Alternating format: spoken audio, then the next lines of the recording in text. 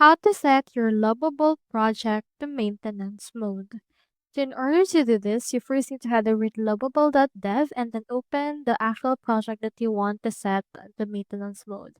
To do that, we need to navigate to this project settings. You can head over right here to the tools, or you can also hover to this parts as well. You can see this sidebar options, and you can also expand the name in order to see the dashboard as well as the settings. In this case, let's click onto the settings option, and you can see in here the project settings as well. You can see the project name, messages, and in here we can see the project visibility. So you can make it hidden if you would want since it's currently on the actual maintenance mode.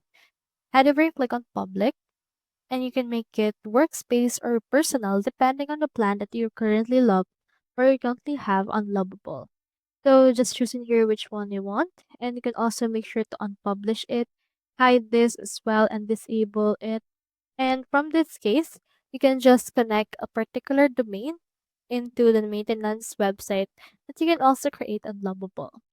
So to recap, just set your project visibility to personal or workspace and create a new website that will have the maintenance mode option. So that's how you set your Lovable project to maintenance mode. I hope this video helped you out.